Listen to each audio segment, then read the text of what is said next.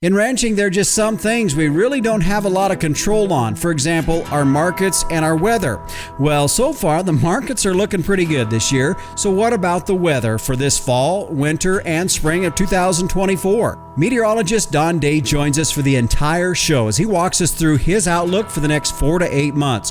We'll take an overall look at what will be affecting our weather pattern, and we'll break it down by region across North America. That is a cold signal, and when we have the El Nino and that North Pacific signal that's a little bit warmer, that does have ramifications historically for Canada and the lower 48 states during the winter season. La Nina is so last year, and El Nino is looming large ahead of us. What does that mean for our weather outlook between now and next spring? Stay tuned and find out on today's episode of the Working Ranch Radio Show.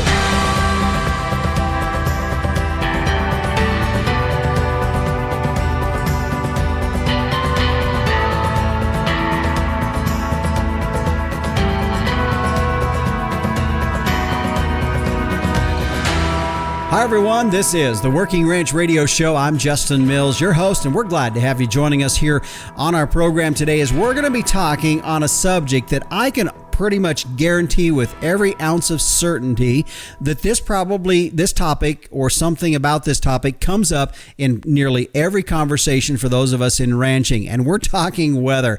I always find it ironic, and I'm guilty of it too, so I'm not pointing any fingers. You might start a conversation, and if you don't start a conversation about the weather, at some point in the conversation with someone, the weather's going to come up. You can almost guarantee that that's going to happen. So today we're going to be doing that as meteorologist Don Day will be joining us for the entire show as he's going to be giving us his outlook and the factors that he thinks will be affecting our weather for fall, winter, and we'll even touch a bit into the spring of 2024 as well. While I said at the very beginning, there are some things we really don't have the ability to control much in agriculture. However, if we can't control it, it is best to at least get an idea of what we might be dealing with so that we can learn to manage through that. So that's really kind of the purpose of our program here today, to give you that outlook of what he anticipates it's going to look at. We'll get a general look, and then we'll also go region by region to kind of narrow that down just a little bit, as I think that will be helpful for everyone as well. You know, when you talk about weather, well, the other thing that also comes up that is always interesting is, well, what does the Farmer's Almanac say? Well, here is what the Farmer's Almanac is predicting for winter. They say that after a warm winter last year, that cool temperatures and snowy weather conditions will return to the contiguous United States this winter. And they said that because the indications are that El Nino will begin later this year, its forecast formula predicts cold temperatures could prevail through the country along with snow, sleet, and ice. Well, in general, probably maybe not too far off, but in light of how do they come up with their special formula, that was somebody said, well, how does the old Farmer's Almanac, what's their formula for coming up with their weather? Well, they said that they get their forecast through a top secret mathematical and astronomical formula taking sunspot activity, tidal action, the position of the planet, and many other factors in consideration. They quote the almanac, they said the only person who knows the exact formula is the Farmer's Almanac's weather prognosticator, who goes by the pseudonym of Caleb Weatherby. So they said to protect their proprietary formula, the editors of the Farmer's Almanac prefer to keep both Caleb's true identity and the formula a closely guarded brand secret. Now, if you talk to other meteorologists across the country, they're going to say, well, you don't take the forecast too seriously, and they say it's probably better to pay more attention to your local regional forecast rather than really rely too much on the old Farmer's Almanac. But nevertheless, you know what? We still buy the book. We still read the Farmer's Almanac. It's something I get every year, kind of one of those things. It's just part of tradition here in our agricultural industry. Well, right now, let's take a quick break. Let's thank our sponsors today of the Working Ranch Radio Show. Vitalix. Livestock is your livelihood. Tubs are our expertise. Vitalix, the true blue tub. Find out more at Vitalix.com. And the American Gelbvieh Association, a highly fertile, moderately framed cow that raises high-performing calves, even in tough environments. Now, that's doing more with less. The Gelbvieh cow's efficient use of resources make her the picture of sustainability in today's modern beef industry. Find find out more at gelvy.org. And Tank Toad, your remote water monitoring, all from the convenience of your phone, powered by solar, satellite, and cell. You can keep an eye on your water supply with a daily text message. In fact, this morning when we got up, I noticed that we had lost a kind of a decent amount of water overnight through our cistern tank. So by getting that message, we know to get out there and check to see if we got a float off a tank or what the deal is, but we'll get that figured out, and we can save and conserve a lot of water here, especially this time of the year when it's a little bit hotter than normal, and we'd rather to see that water saved for these cows rather than out on the ground. So if you want to find out more about Tank Toad, you can call Metalark Solutions for tank monitors, well controllers, generators, and more. Give them a call at 801-252-6135 or find out more on their website at tanktoad.com. Well, it's time now to check in with the Captain Tim O'Byrne for this week's edition of Tim's 2 Cents. Hey, Justin. Hey, everybody out there in Working Ranch Radio Land. It's no secret that America has many large foreign corporate investors functioning in the country. We have them in the beef industry, and that's all fine and good. But I'm just saying, and this is only my 2 cents, we really ought to consider who those corporate foreign investors are palling around with out there in the world. Back to you, Justin. All right, thanks, Captain. As you were saying that, it made me think about some advice that I've tried to offer my kids, if they'll take it or not, and that is in regards to choosing your friends, because a lot of times who your friends are is how you're going to get judged. And if maybe you're not that way or don't think you're that way, well, if you're hanging with that crowd, you might get viewed that way. So I think there's some correlation between what you were saying here today and the advice I try to offer my kids from time to time when they're choosing their friends. It's always important to choose your friends wisely, and I'm pretty sure that was probably something I heard from my parents growing up as well. Well, before we head to break, a quick question. How many of you had the opportunity to listen to last week's show, episode 131, entitled Skills Needed for Today's Ranch Manager? Boy, I'll tell you what, a great show with Rick Machen of the King Ranch Institute for Ranch Management joining us as we talked about how things have evolved over the many years, and he broke the skill sets into 3 umbrella areas, and then we talked about some specific things inside of those umbrella areas. A great show. I encourage you to go back and listen to that. Now, one of the things we really didn't dive deep into or weren't really focused on in last week's show was more the personal attributes that a ranch manager should have. And it wasn't until I was talking with the Captain, Tim O'Byrne, we were talking about the show, and he brought the fact up of, boy, I'll tell you what, ranch managers also need to be somebody or a person that is of honesty and integrity. And I'll tell you what, I absolutely agree. I think the Captain nailed it dead on that is really one of the most probably first and foremost there is that in the element of that you can be at in managing a ranch. Maybe it's for an out-of-state owner or an owner that's not present all the time. Maybe it's for your family, or it's even for your own operation, that there needs to be honesty and integrity cannot be ignored. That has to be something that's first and foremost in anything when we look at just dealing in life in general. But also, if you're going to be a ranch manager, that's going to be pretty dang important, because if they can't trust you, you're not going to have a job too awful long. Well, stay with us. Coming up next, we'll jump into our main topic as meteorologist Don Day joins us for the entire show as we get a fall, winter, and spring outlook for the weather. We'll be back on the Working Ranch Radio Show after this. A sustainable ranch is one that can do more with less, and for beef producers, it can start right at the herd level with a cow that's efficient with her resources and environment. And in today's modern industry, Gelbvieh females are the picture of sustainability. Gelbvieh and Balancer cattle are early maturing with maternal superiority through increased longevity, added fertility, and more pounds of calf wean per cow exposed. Adaptable, versatile, and sustainable. All factors that have a positive impact on your bottom line. Gelbvieh influenced females, the smart, reliable, and profitable maternal choice for achieving sustainability in today's modern beef industry. Be sustainable, breed Gelbvieh.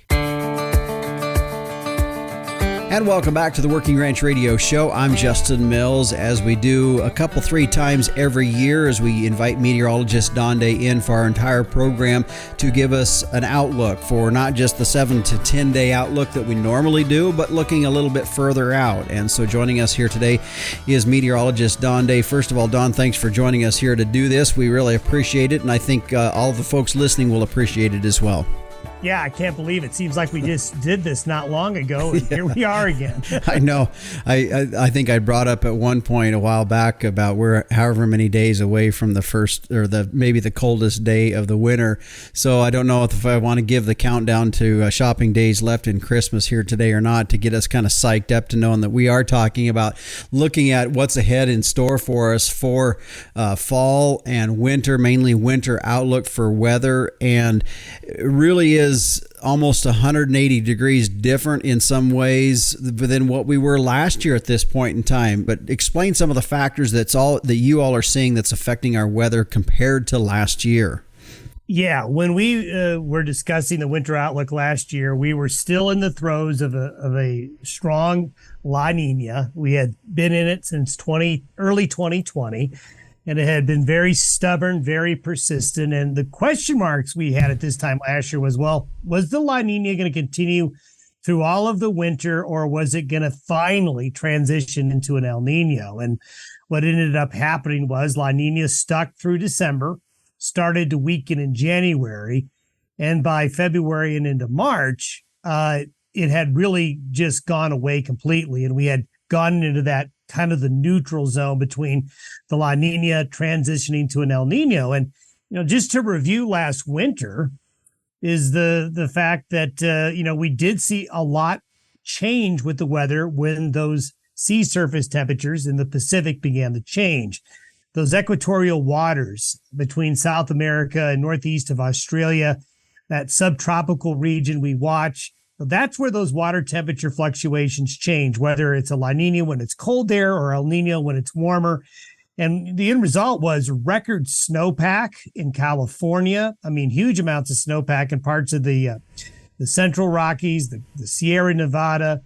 We saw a lot of winter in the western United States, some very harsh winter weather conditions in parts of the Central Rockies, while a large part of the Midwest and eastern part of the United States really did not have a severe winter at all. It was a fairly mild winter, but it was one to remember, certainly, once we got to New Year's Day and after New Year's Day for the western United States. So where we are now is that the La Nina is completely gone. Mm-hmm. We are now in a growing and intensifying El Nino out in the Pacific Ocean. It's going into its maturity phases here right now, and it's going to be playing a big role. So the question as we go into this winter is, how strong will El Nino be? Mm-hmm. Is it going to last through all of the winter and spring season, or maybe is it going to weaken a little bit towards spring and summer of 2024? Because that is really going to be a big player in terms of how the winter is going to play out across North America. So lower 48,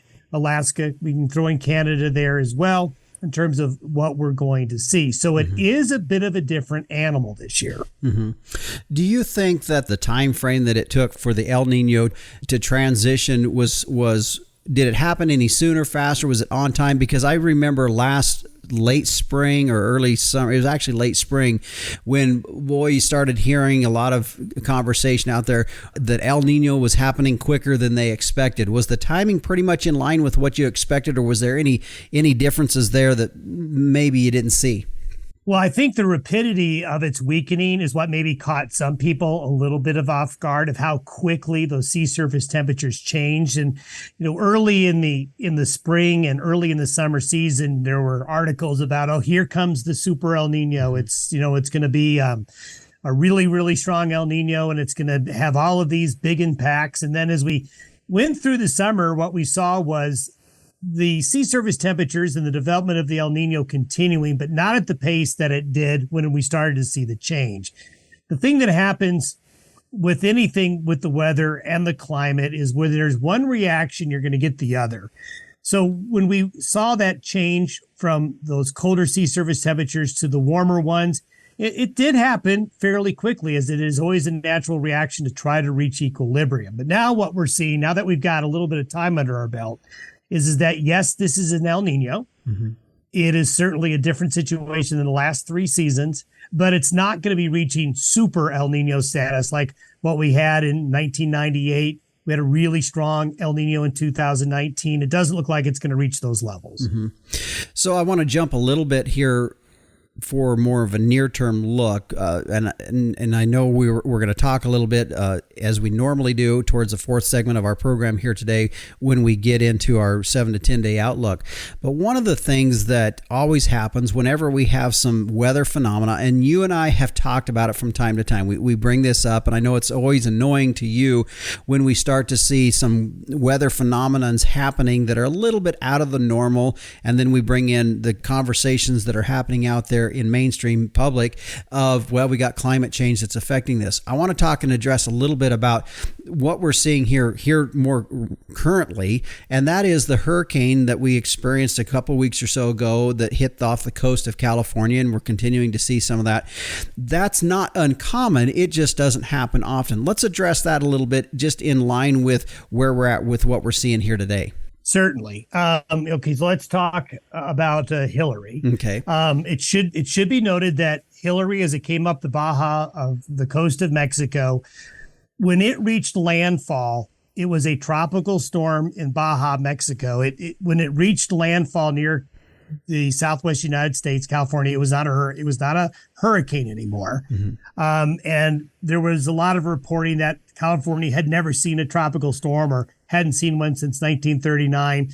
Well, the thing is that how the National Weather Service decides what a tropical storm is and isn't has changed over time. So it's really hard to use some of these interpretations. Mm-hmm. What we can tell you is that having the remains of a tropical storm or hurricane reach the southwestern United States, does it happen frequently? No, but it has historically in the past. And the analog storm that we saw that was closest to Hillary happened in 1976, and that was what was left of Hurricane Kathleen. It took almost the exact same path. The end result in terms of who got the heavy rain was very, very similar. So there was a lot of news reporting like, well, we haven't seen this since 1939. That's not true. Kathleen happened in 1976. Another thing to point out is that when the remains of a tropical storm or hurricane reach California, the southwest United States, they tend to happen in the months of August, September, and October, historically. Mm-hmm. Historically, there is an increase in the probability of one of these happen during an El Nino. Mm-hmm. So from an historical perspective, we've seen this before. From a historical perspective, we know there's a tendency these happen more frequently during El Ninos. So, the history, the mystery is in the history, yeah. Right? So, mm-hmm. What you have to do is really remove yourself from the hype and actually look at the data. I'm a data person. Mm-hmm. So, when you see something like this happen, say, all right, is it really that unusual? Has it happened before? And if it has happened before, what were the patterns like when that happened? Mm-hmm. And so everything lines up exactly with historical precedent. We see some decades that have more tropical storm hurricane activities in the southwest United States than others, but that correlation to El Ninos is strong. And so you'll tend to see some decades have more of these events than others. But the overall writing message here is as far back as we can go into our records, which really isn't that far back. 100 years or so, we've seen that this has gone on for quite a while. Mm-hmm. You brought up a good point, and we've talked about it quite a bit here on the show, and it's something that I've always found value in your forecasting is really looking back at history, and more than like a 10 or 15 year, but more that 50, 80, 90, or further back. Of course, we don't have data as accurately maybe as we back in the 1800s as much as we do now. But in regards to patterns, when we look ahead as our focus is here today on this show and looking ahead into the fall and winter of 2024, if you were to go back, give us some years pattern wise that this is shaping up or looking like. Well, the 1 year that kind of is sticking out right now, the season of 2013 and 14, is a year that we're looking at as what we call an analog. To set the stage for the reasons for that is we had a very strong La Nina that went from 2011 through 2012 and then transitioned into an El Nino. And that's basically what we have just experienced, right? So there are some tendency from what we're seeing and looking at the data from that winter season, there's some similarities there.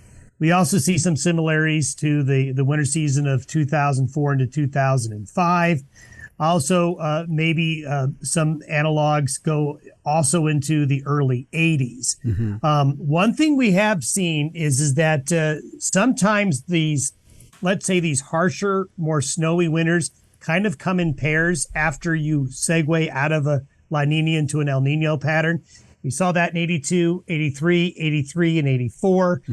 2013 and 14 was followed by a pretty active winter in 2015 and 16. So that's going to lead in sort of what we're going to be talking about when we start talking to get specifics about what our winter forecast is. So from historical perspectives, that 13-14 winter, 2005 and 6 and 82 that 82 to 84 time range as well as what we're seeing similarities. Okay. Well, that's good because I think that's also what people remember back. I can remember the big winter storm that hit us in the early to mid 80s. And I know other people have those kind of events have happened in their mind. So I think that's helpful to hear that and where that's equating to as we look ahead for 2023 and 24. Folks, stay with us. Meteorologist Don Day is joining us here today as we're taking a long-term, very long-term weather outlook for the fall and winter of 2024. When we come back, we'll start getting into the forecast of what he is seeing across the country, North America wise, and then we'll start looking region by region. Stay with us. We're on the Working Ranch Radio Show. Aid stressed cattle during weaning, shipping, receiving, and vaccination by delivering a multi-day supply of essential minerals and nutrients. With Zinpro Profusion Drench, you can keep receiving calves performing and achieve a 16-to-1 return on investment with 20% reduced respiratory loss. Optimize performance from the start with Zinpro Profusion Drench. And welcome back to the Working Ranch Radio Show. I'm Justin Mills. My guest today is meteorologist Don Day as we take a long-term look at our fall and winter weather outlook for North America here today. We set the stage a little bit. If you missed the first segment, I encourage you to go back and you can find that at workingranchradio.com or on any podcast provider out there. You can go in and listen to what we were talking about as we set the stage of what is going to be the elements that are affecting our weather here for this fall and winter of 2024. Don, before we get into that just a little bit, just generally, we talked about it in the first segment a little bit, but the fact that we are now in El Nino is really going to transition and make a little bit of a look different than where we were at a year ago. Yeah, definitely. And as we look at a different pattern out in the Pacific, not only near the equator, but there's some things that are happening up in the North Pacific that has a really big impact when we get to what I call the cold season. Once we get into fall and winter, not only is it going to be warmer near the equator with the El Nino, but we also see temperatures slightly elevated in the waters of the North Pacific, and that is a cold signal. And when we have the El Nino and that North Pacific signal that's a little bit warmer, that does have ramifications historically for Canada and the lower 48 states during the winter season. Mm-hmm. Well, you mentioned Canada, so let's just start there as we usually want to work our way from the west to the east. So as we look at the northwestern part of the Pacific Northwest of the U.S. and into western Canada, what do you anticipate to see starting there? That's one part of North America where my forecast maybe differ from some other ones out there. Historically, during El Nino winters, British Columbia and Washington and Oregon, and maybe even Northern California, then this would stretch across the Idaho area and into northwestern areas of Montana. They tend to be a little bit drier than average because the main reason for that is there's usually a southward shift in the more active jet stream.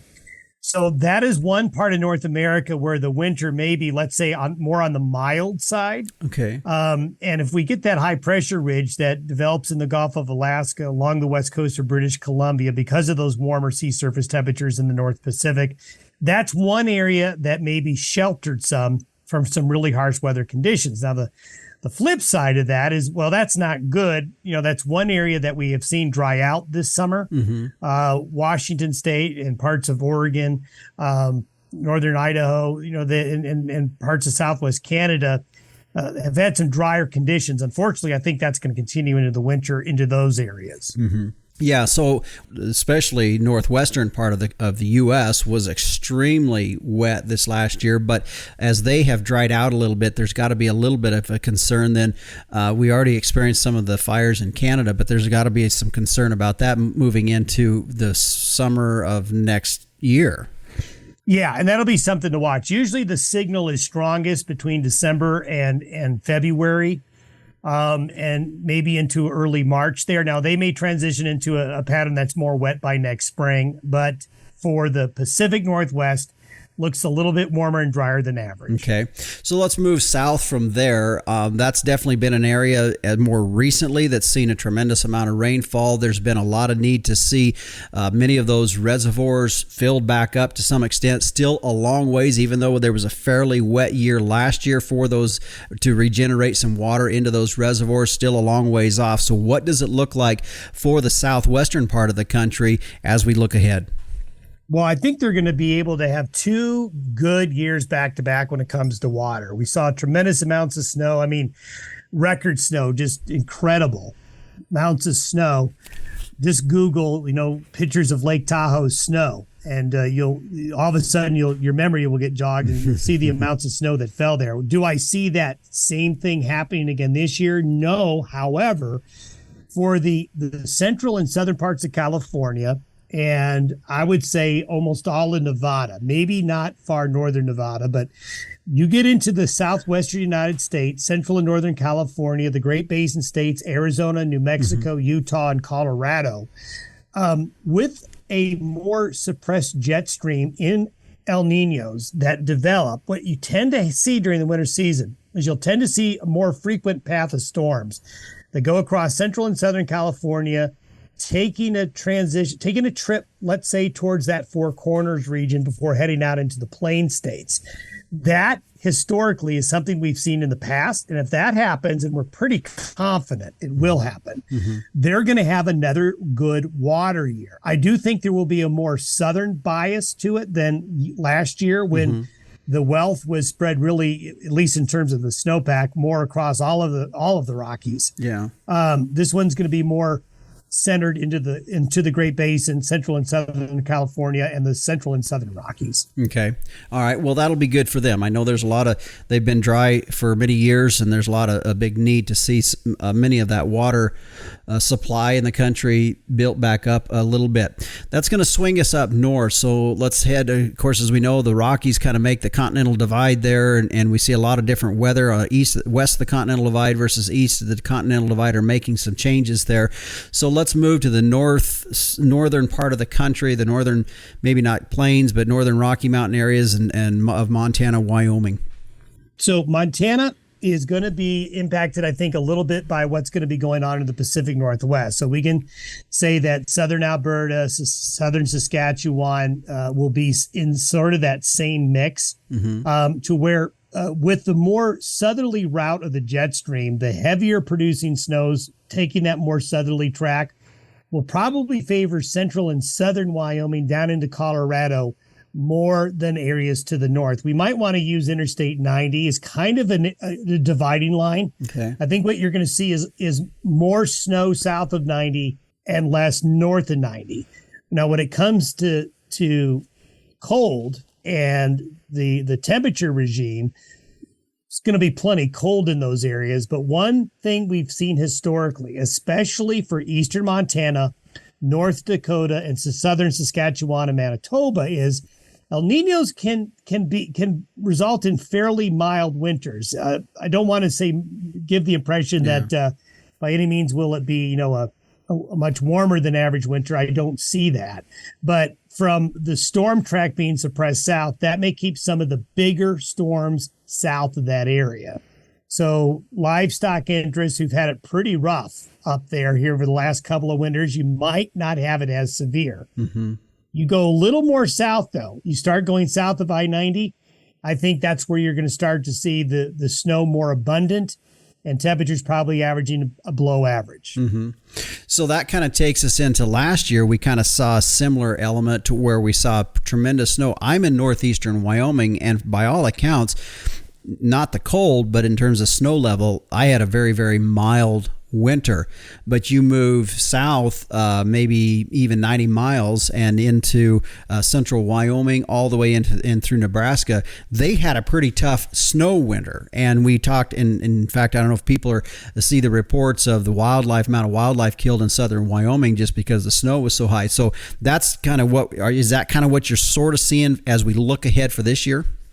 Yes, so a lot of the areas that had a very snowy winter last year may see a similar situation. I think it's going to be really hard to beat the snow amounts that we saw last year. Yeah. I mean, that's going to be hard to do. It's just that everything is going to shift a little more south and southwest from where it was last winter in terms of the bullseye. Yeah. Okay.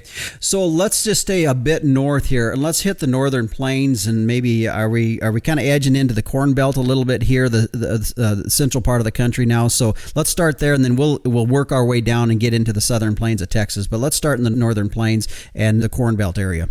Okay, so let's we talked a little bit about North Dakota. South Dakota is kind of on that borderline, using Interstate 90 as the dividing line. As you get into Minnesota, Iowa, Wisconsin, then into the Corn Belt, we're going to probably see the predominant winter pattern there, dominated by you've probably heard the phrase Alberta Clippers, where you'll have another branch of the jet stream that'll be going across Canada through Hudson Bay.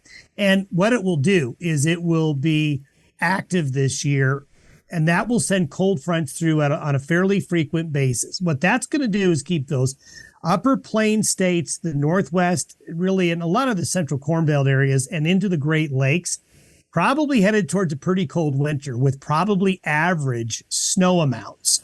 You may not get, let's say, a lot of big snow events, but lots of light to moderate snow events because of those clippers. Okay. Well, we're going to take a break here. We're going to continue. As I said, we're working south. Coming up in our next segment, we'll finish out the rest of the country. As we just finished here at the northern Corn Belt area, we'll continue down south and into the south, into Texas, and get into the east as well, as we talk about what's in store for the fall and winter weather outlook. We'll be back when we return on the Working Ranch Radio Show. There are lots of nutrition tubs out there, but none can match the true blue commitment of Vitalix. Our tubs offer you the most concentrated nutrition at the lowest cost per day. That means more profit for your operation and improved performance for your cow herd.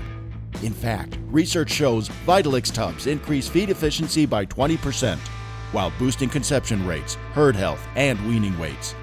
Learn more at Vitalix.com. Vitalix, the true blue tub. And welcome back to the Working Ranch Radio Show. I'm Justin Mills. Our program here today is we are looking at the fall and winter 2024 outlook for weather across the country. Joining us is meteorologist Don Day. With that, we've already been through setting the stage of what is going to be shaping and forming our weather for the year. In the last segment, we went through starting on the western part of North America and moving east, as we find ourselves now just finished up in the last segment talking about the north part of the Corn Belt. Let's slip a bit south here, and there's always a few transition states or different parts of the country that serve as a transition area, and Don, Nebraska, kind of one of those as well. We look at the eastern South Dakota, Nebraska, and in that part of the country, that's a transition area. Let's talk about what you anticipate for that part of the country.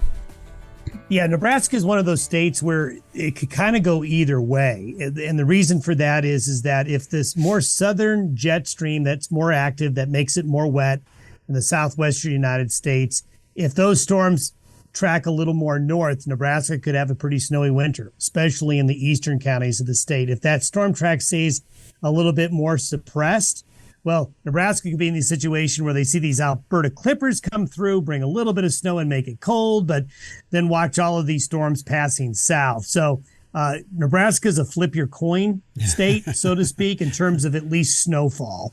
And I think there'll be a bias towards the heavier snowfall closer to the I-80 corridor area. Mm-hmm. Okay.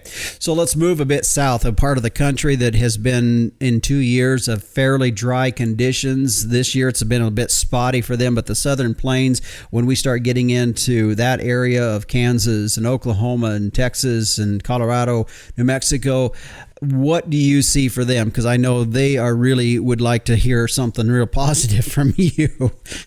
Well, the good news is they will hear something positive from you because historically the signal is pretty strong that if you're going to have an El Nino, the correlation between above average precipitation years strongly is biased towards that. And when we see that southerly jet stream come out of the central and southern Rockies, you tend to have wetter years. And that would be, Arizona to New Mexico, Texas, Oklahoma, and Kansas. And you're going to see that area of a more active storm track then continue right across the southern tier of the United States. Probably one of the strongest El Nino signals that you get is enhanced precipitation that goes from central and southern California eastward across the southern United States, and that's going to include the Southern Plains. So I am optimistic that there is going to be help on the way for those areas, especially some areas that are still running some pretty big deficits in soil moisture in some of those Southern Plains areas. Help is on the way. Okay. Well, I know that's going to be much needed. It's been pretty dry there. So as we move out of that particular part of the country, let's kind of head back north, and let's now get into that the Ohio, Tennessee Valley or Ohio Valley areas and kind of move down from there. First of all, I think this is going to be a colder than average winter into those areas, and they will also be impacted by these clipper systems to where throughout the central and eastern Corn Belt areas, then up into the Great Lakes, it's going to be a cold winter. Mm-hmm. And I'm looking at average or above average snowfall. Will it be as far above average as what areas will be to the south? No, I don't see that.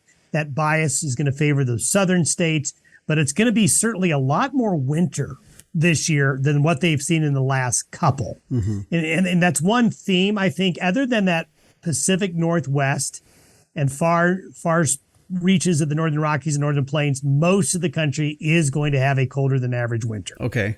So as we move down out of there and we start to get into those maybe the southeastern part of the country, we don't really talk so much snow as much as maybe just cold and that concern on freezing and various things of that nature when we get down into Mississippi and Alabama and Georgia, Florida, and areas of that nature.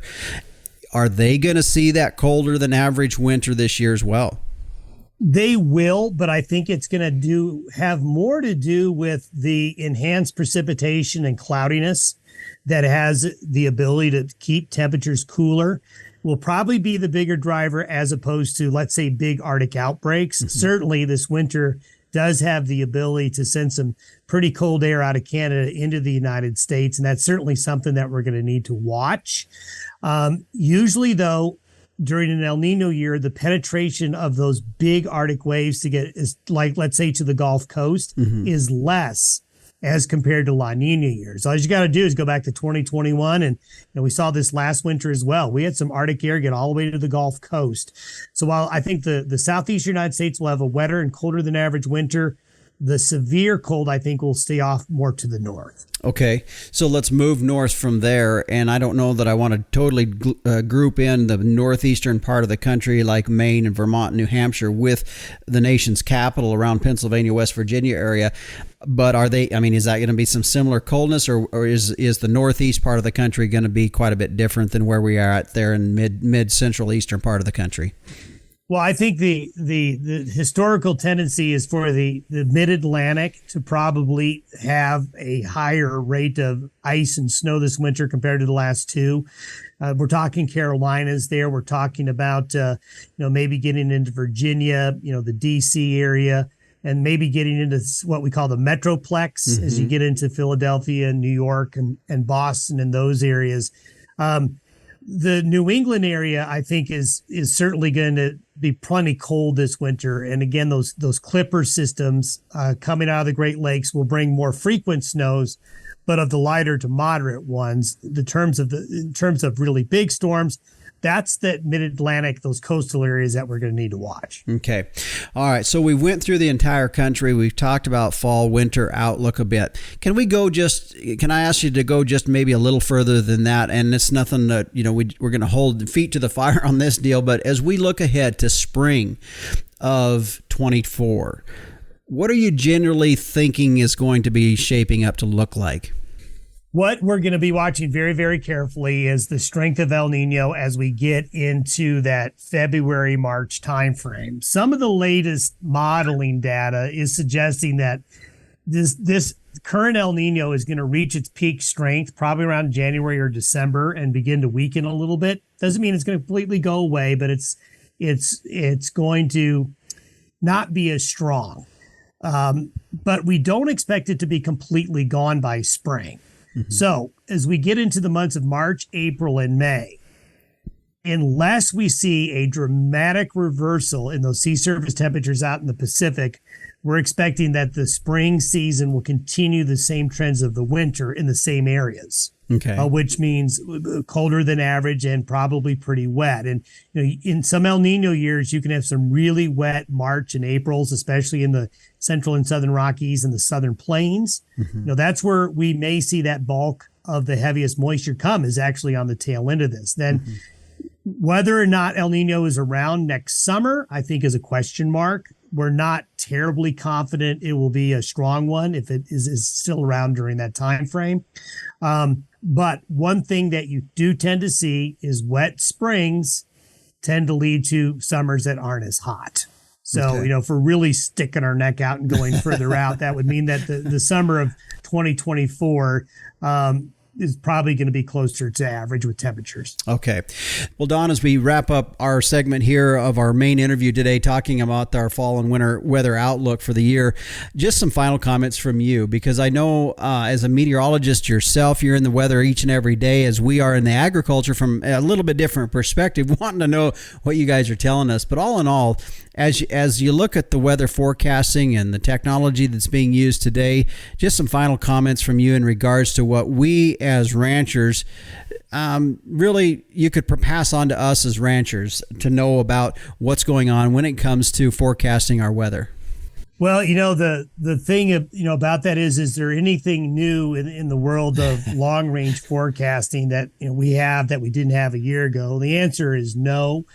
While the advances in weather modeling continue to get better, they continue to be better in, let's say, the next 5 to 7 days with a forecast. We're still having a really difficult time getting a handle on some of the bigger picture items that affect long-term climate trends. And, that could be solar, that could be volcanic activity, both underwater and above the ground.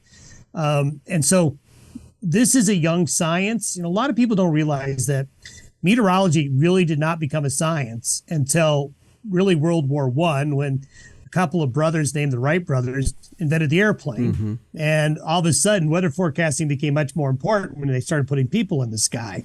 So we're still a long ways away, but we are learning that these sea surface temperature pattern changes, especially in North America, the Pacific is a really, really big player. We're starting to connect the dots to where we start to see trends, and that's all we can really do is the trend. And one thing that, as a tip, is that when you make the full transition into a new season, so as you get into, let's say, the heart of winter, and for most of the lower 48 in Canada, that's going to be December, is the weather tends to get a rhythm to it. And what you'll tend to see is that once a pattern starts to show itself, it will repeat throughout the course of the winter. So if we do start to see these storms tracking into central and southern California and going across the southern United States, let's say in December or January, that's a sign that all of what we just talked about has a good chance of coming to fruition. If we don't see that, if all of a sudden we start to see storms tracking more north across the Pacific Northwest, across the southern border areas of Canada, Well, that's where this long range forecast I told you just went wrong. So you kind of want to see what happens as we get into the beginning, because once you kind of set the pattern, it kind of sticks around through the season. And then what interrupts that is the changing of the seasons, and you transition into a new pattern. Mm-hmm. Okay. Well, Don, we're going to have you back here as we normally do for our next segment to do our shorter long-term weather than what we were talking about here in the last three segments. Folks, meteorologist Don Day is our guest today. We went through the fall and winter outlook for 2023-24, and when we come back, he's going to join us one more segment, as he always does at this part of our show, as we take a look at our next 7 to 10 days out for weather across the country. Stay with us. This is the Working Ranch Radio Show. Do you have a young child, grandchild, niece, or nephew that loves the weather and wants to learn more? Day Weather has produced a children's weather journal full of weather facts, fun weather experiments, coloring pages, and pages to record weather observations for every season of the year. The weather journal is for ages 3 to 7 and designed to be fun and educational. The interactive weather projects are fun for the whole family to take part in. For only $10, the Day Weather Journal is a great gift idea for any occasion. Click on our Amazon link to order at dayweather.com. And welcome back to the Working Ranch Radio Show. I'm Justin Mills as we head into our normal weather segment right now. Meteorologist Don Day joining us here this entire program today as we've been talking about our fall and winter outlook for 2023 and 24. Don, we touched a bit about it briefly when we were just talking long-term wise, some of the activity that we saw off the coast of Mexico and up into California with hurricane activity. We continue to see some stuff moving out of into the Gulf of Mexico and on the eastern part of the country, hurricane activity. Before we get into that, though, one of the things is the extreme heat, and I'll tell you what, the southern part of the country has just been hammered this year with heat, but you say there is some relief in sight. Well, there is, especially for the central states that have been really, some really hot, but also really humid conditions. I mean, and that's led to not only these hot days in the 90s, but really, really warm nights. I mean, some nights have been upper 70s and low 80s as far north as Minnesota and Wisconsin, with just a ton of humidity, but no rain because the high pressure has been so strong. But what we're going to see developing here over the next week is we're going to see that high pressure dome weaken, and we're going to start to see a more active jet stream across the higher latitudes going across the North Pacific. Could be sending a cool front through the Midwest around Tuesday and Wednesday of next week. That's going to bring relief. That's also going to open the door to the development of shower and thunderstorm activity again. So there's help on the way. Now, I think for the far south, that meaning that Gulf Coast region, the penetration of that cold air is not going to really be moving down enough to help, although there will be some chances of showers and thunderstorms along the Gulf Coast that will cool things off a bit. As you mentioned, the bias this summer for the heat has been the far southern areas of the United States. There's actually a large part of the U.S. that actually, if you look at beginning to the end of summer, temperatures really haven't been all that bad, but that persistent heat in the south, while there's a little bit of help on the way, not a big help, but certainly for the central United States, there is certainly a change in the weather coming next week. Yeah, you talk about the portion of the rest of the country has probably been a bit cooler than normal. I can attest to that. The month of August, within a 14-day period, we had our coldest day of the summer at 42 degrees and our hottest day of the summer at 103 within about a 14-day period. But we've only hit 100 twice for us here. And so, yeah, it has been a considerably cool summer. When we get into September, just kind of branching out there a little bit, are we going to see some fall type weather that really brings these temperatures down just across the country? Yeah, I think what we're definitely going to see as we get into even the first weekend of September and the first week of September is we're going to be talking less about these hot domes and start looking more at what's going on up north from the Gulf of Alaska through Canada. We see a pretty active jet stream that is going to start to produce Canadian cold fronts. At first, in the beginning of September, we'll be calling them cool fronts. Yeah. Meaning it's going to bring a temperature change. But as we get to the middle to the end of September, from the pattern I'm seeing, and a pattern that we've seen traditionally in El Nino thaws, when you have an El Nino during the fall, with these warmer waters in the North Pacific, you do have the potential for an early season cold shot, whether it happens in September or early October. I think that's on the table this year, more so than the last 2 or 3 falls. Mm-hmm. So in a couple, 2-3 weeks, I think we're going to be looking at a much different pattern across North America. We talked a little bit about some of the hurricane activity. How much of that's going to play in? You talked about maybe down into the very Gulf parts of the states. They're not going to see a reprieve from the heat, but there are going to be some activity coming in. How far north will that spring up into the country?